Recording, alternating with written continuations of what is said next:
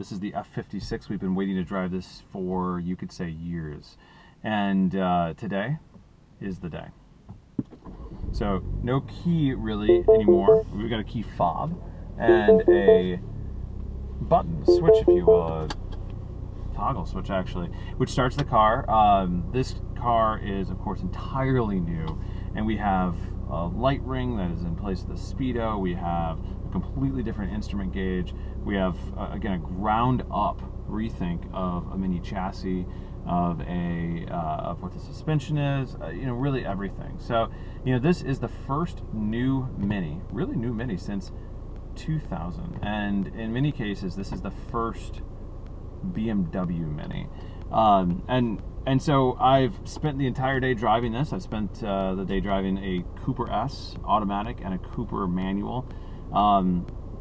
You know, first things first, the Cooper S is fantastic, and I think it's worth mentioning that we really didn't know what it was going to be like. We knew that the R56 had lost some steering feel. I'm gonna get going here. We knew that the you know, obviously the R60, the Countryman, was even a bigger Mini, and again, you could even say a little bit less Mini, if you will, and so, you know, I'll be very honest with you, I was a little nervous about this. I mean, this is a brand that obviously we report on Motoring File daily, and if the core car had become a little bit more, the term, I guess, watered down, it would be a pretty big concern for us. And so it's with a little bit of relief here that I'm reporting that the F56 is fantastic. So a couple things. I mean, you know, the engine, everything is brand new, and we're really excited to try a number of different pieces of the technology. But the one thing that really surprised me today was the way the car handled, and I think it really comes down to a couple key things. Number one, yes, the car is heavier, and so expectation there as well, it's gonna be in some way watered down versus the R56 and certainly the R53. Not the case, and in fact, this is a car that feels much more alive, much more eager, and has a sharper turn-in than the R56. So why is that? From what we can gather, a couple of things are at play. Number one, the suspension has been changed out to a lot of different lightweight materials. I mean, the suspension utilizes a lot of lightweight materials, which brings down unsprung mass, and that allows for just quicker change of direction, if you will. Secondly, the rear suspension has become a little bit more aggressive, and so what happens is it allows the front to turn in sharper, and you know, the result is just really fantastic. I mean, I am thoroughly impressed by not just the speed of the turn and the speed of the ratio, which is the same, I might add, as the R56. It feels faster, and I think the crucial thing is it actually feels. I mean, I feel the road a little bit more than I did before. Even in sport mode, I feel some nuances that just were completely missing from any iteration of the R56. And I think that's one of the things that we were all really, really wanting to know. You know, is this a car that comes back to the R50 and R53 roots? Is it at that level?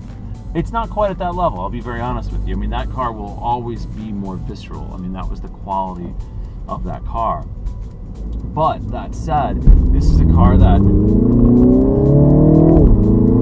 really is a step in the right direction for Mini, and you know, knowing that this is the basis of everything to come, it's exciting. It's really exciting. So again, we have the 2-liter Cooper S here. The 2-liter is definitely an improvement. It's a huge improvement in torque.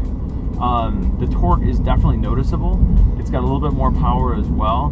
They saddled us with nothing but automatics, unfortunately, on this trip. Now, that said, I'm glad I had a chance to drive the auto. It is vastly improved from what we had before. This is an Ace and 6-speed. Yes, it's the same one that we had in the R56, but at the same time, you know, shifts are quick. They, you know, sort of happen without as much driveline shudder as they did in the past. Is it perfect? No. I mean, is it a DCT? It is not. and it's certainly not as good as you know, the 8-speed automatic in many BMWs these days.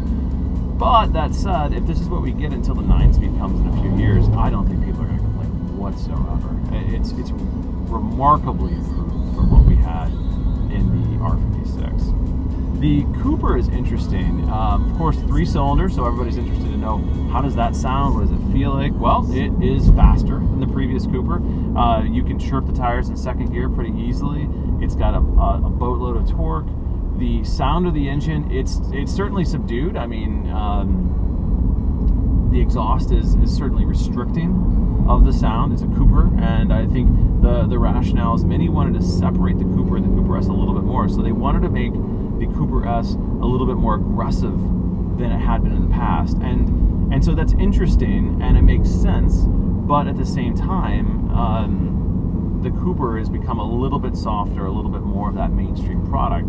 And so, yeah, great for the masses. I think for those who are looking for a Cooper, though, as an enthusiast, you're going to have to tick, obviously, all the sport options to get it up to what you think will be the equivalent of the Cooper S, but then you'll realize it's not quite at that level. So if you get sport suspension, the sport suspension of the Cooper is not quite at the level of the sport suspension on the Cooper S is. So it's, you know, it's a little bit disappointing knowing that, but at the same time, you know, it's turn around here really quick. It's a great car. The engine's fantastic. The new transmission is nice. The clutch on the Cooper, it's all different, and it's different from the Cooper S as well, which we haven't driven yet. The Cooper clutch is lighter than previously. Not a ton, but it is. It is take-up point, etc., just about the same. But just note that. We will know about the Cooper S next time we drive it, probably in the spring. But you know, the Cooper is a really nice package. I mean, it's got plenty of power. It's got great mileage. We beat the hell out of it today, and beat the hell out of it. We got 25 miles per gallon. The MPG that they're going to release here in a couple hours will show that it's not as efficient as many had hoped for. 42 miles per gallon on the highway, so pretty good, not amazing. Well, I shouldn't say that. It is really good. For a 3-cylinder, people were expecting, I think, 45. And so that's a little bit of a letdown for those folks who are expecting that. That said, it's still pretty freaking efficient, so we shouldn't really complain that much. But yeah, I mean, all told, first impressions, just fantastic. I mean, this is, again, a brand new Mini. So much to think about, so much to touch, so much to look at and figure out. The interior quality is phenomenal. I mean, this is a huge increase from the R56, and it doesn't even feel like it's the same car as the R50. It feels like there's about a 20-year gap between the two cars. And I mean, you know, even the R56, it feels like it's a generation, a 10-year gap between those two. So a lot right here, even down to the, you know, that light module in the middle, that light ring. It's actually usable. It is pretty interesting, and it doesn't distract as well.